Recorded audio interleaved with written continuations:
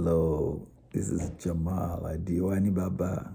Today is Friday, October 27th, 2023. I want to cover the scene in Lagos Township. Lagos Township comprised of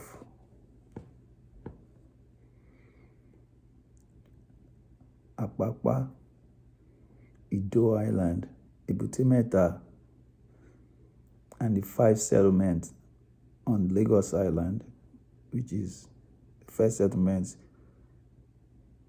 Isaleko, second settlement, Ologbowo, the third settlement, Popo Aguda, the fourth settlement, Okofaji, the fifth settlement, Ekpetedo, and everything that went eastward towards the ocean.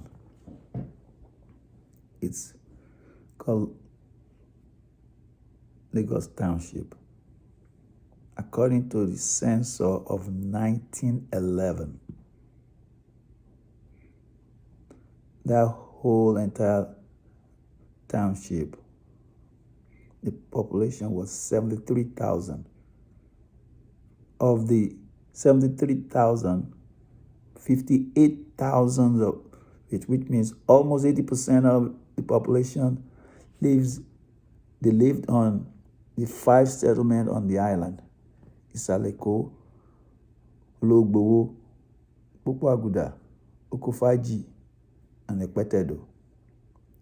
So 80% of the population of the entire township, all the way to the ocean, to the Indian Ocean, 80% lives on the island.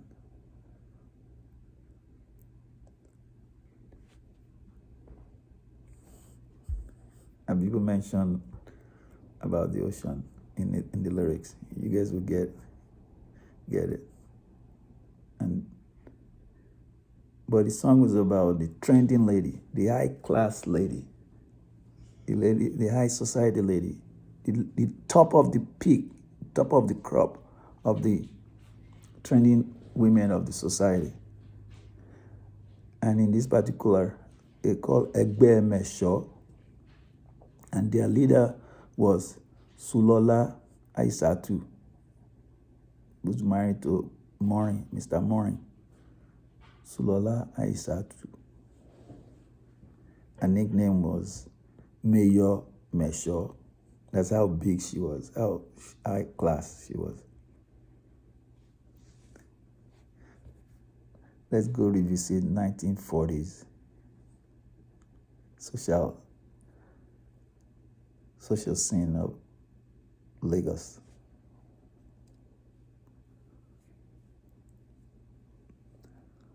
You guys give me, I'm pulling it from the compilation,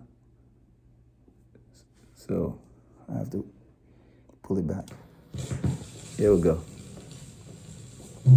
Ọ̀bọ ò tọrọ jẹ, àjànàkú fojú ìṣẹ́ wọ̀ ọ̀bọ.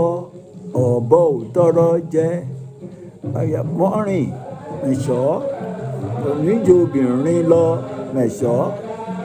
Ìsàtúmí, oníjòbìnrin lọ Mẹṣhọ. Láì ìsàtúmí lọ, obìnrin jòbìnrin lọ Mẹṣhọ. Láì mọ́rin ní. Omi tí àwòsídìí àròsì mi, àwọn amúdágìrì lómi. Níjòbìnrin lọ Mẹṣhọ, tọ́jú ẹgbẹ́ Mẹṣhọ. Tó dá yín pọ̀ máa yá yín. Omi tẹ̀wé pé òwà ọ̀rá ní kíyèsára, be careful. Kò sí nílé, wọ́n gún yan ẹ̀ kéré. Ó sí lọ́jà, wọ́n pàṣọ ẹ̀dá. ará ojú ọjà bá ilẹ̀ ṣe o. Adé máa wí Sulọla Ayisatu ni. Bàgbà bá máa wí Sulọla Ayisatu mi. Òkìkí ẹ̀ ń kan òjé òṣọ́ra òkèsára. Òkìkí ẹ̀ kàn kíyèsára. Rẹ̀ fọwọ́ lẹ́rán Sulọla Ayisatu mi. Pẹ̀pẹ̀tẹ̀ àfọ̀ tí ń bòdò ṣọ́ta.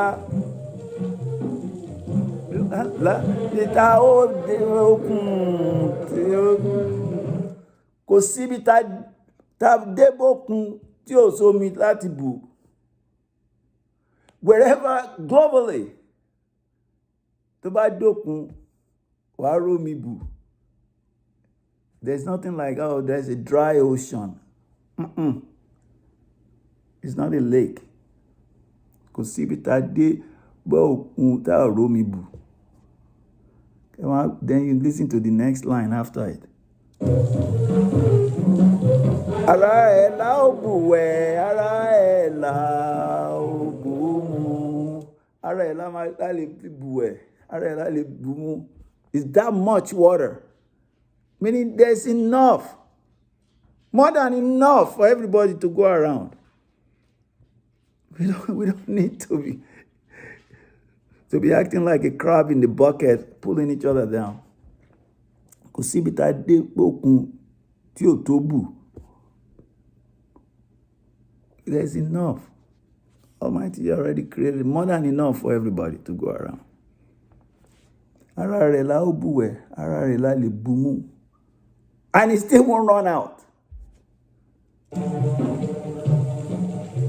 Abanijẹ́ ò ní gbà yìí, abanijẹ́ ò ní gbà yìí, abanijẹ́ ò ní. Àtowó àtọmọ Mẹṣhọ mo fẹ́ bẹ̀ ó bàbá rẹ̀ lọ́rùn. Abanijẹ́ ò ní gbà, abanijẹ́ ò ní gbà, abanijẹ́ àtowó àtọmọ Mẹṣhọ mo fẹ́ bẹ̀ ó. Even Abibu is interested too. Ní àtowó àtọmọ lòún fẹ́ bẹ̀ ó.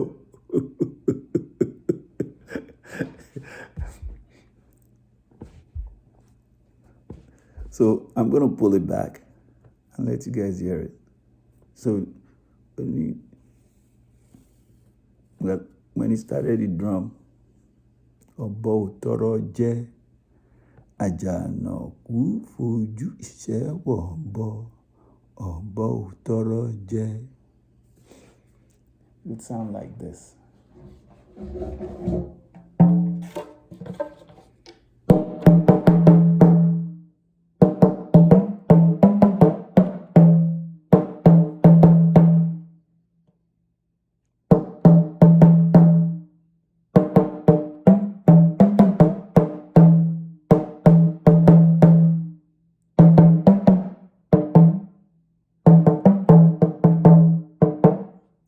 Mọọrin nìṣó, obìnrin ju obìnrin lọ, Mẹṣhọ. Mọọrin Mẹṣhọ, obìnrin ju obìnrin lọ, Mẹṣhọ.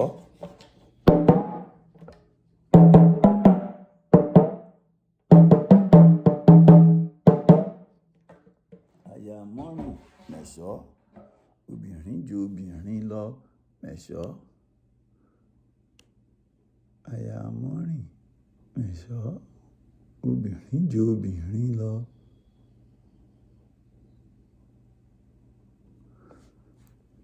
It'll go like that. So I'm just replaying so you guys can now enjoy the full flavor of it, now that you know the story behind it. So they were the trending ladies. So when they go out, they send the trend.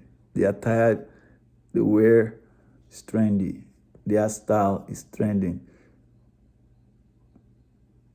Pretty much everything about them is trending. Òkìkí ẹ̀ ń kàn jẹ́ lọ kíyèsára. I mean, is every day they are the topic of town.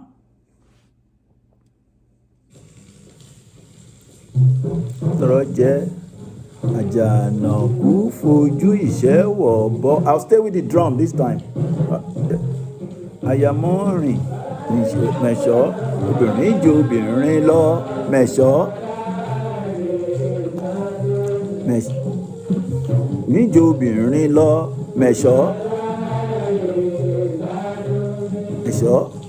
obìnrin ju obìnrin lọ. Mẹṣhọ,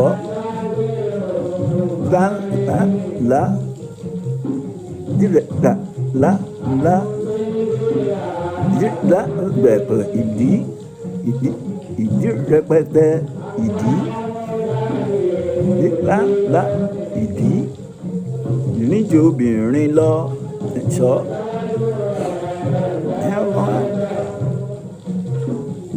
rẹpẹtẹ ìdí.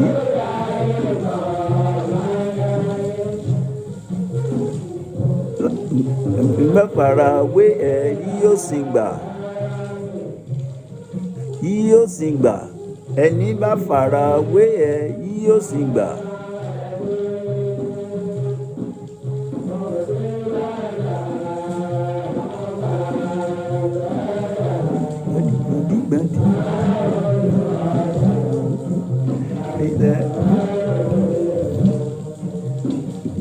Lágbẹ̀dẹ ìdí.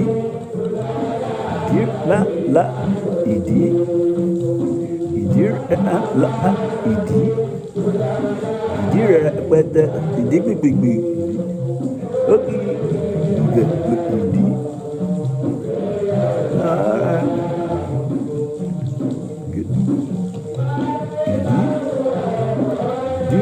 ńlá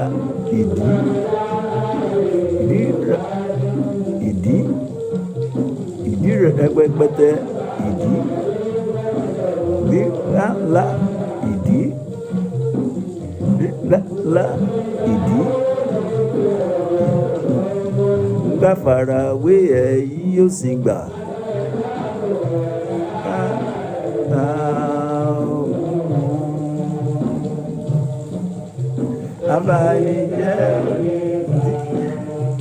Abanijẹ́ àtúgbàgbẹ́tẹ̀ ẹ kìlọ̀ fọ́mọ yín kó má dá gbèsè sí bàbá rẹ̀ lọ́rùn. Ẹ kìlọ̀ fọ́mọ yín.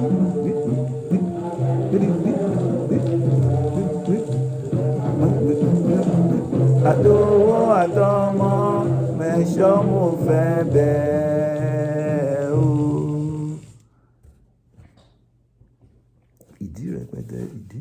Ẹ kìlọ̀ fọ́mọ yín kó má dá gbèsè sí bàbá rẹ̀ lọ́rùn.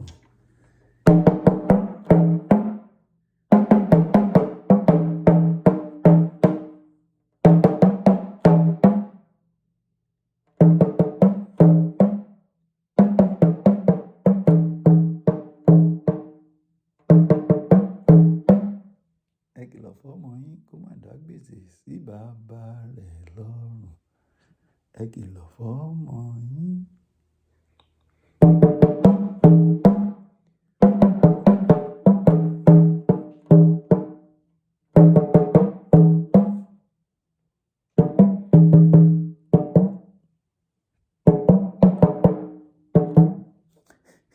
Ìdí rẹpẹtẹ ìdí ràbàtà ìdí. Ẹ kìlọ̀ fọ́mọ yín kó má dá gbèsè sí bàbá rẹ̀ lọ́rùn. So don't forget your do re mi.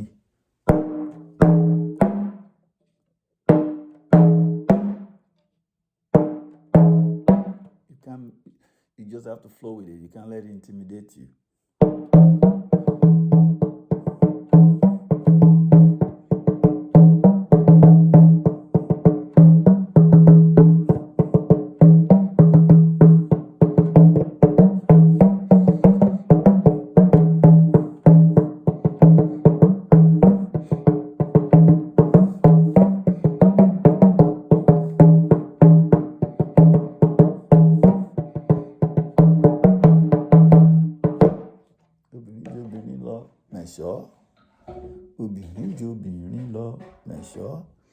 Ẹni bá fara wé ẹ yóò sin gbà. Whoever tries to compete with you will go bankrupt. And then we'll have to now go work as a helper to get back on their feet. Go work as a stewardship. Ẹni bá fara wé ẹ yóò sin gbà. Ẹ kìlọ̀ fọ́mọ yín kó má dá gbèsè sí bàbá rẹ̀ lọ́rùn. Ẹ kìlọ̀ fọ́mọ yín. So, kò sí ohun tuntun lábẹ́ ọ̀run. There have always been people trending.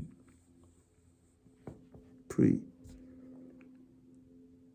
track it back down to the biblical days. There's always been women trending. So try not to get caught up in it. Stay blessed. Leave comment. I'll check it out.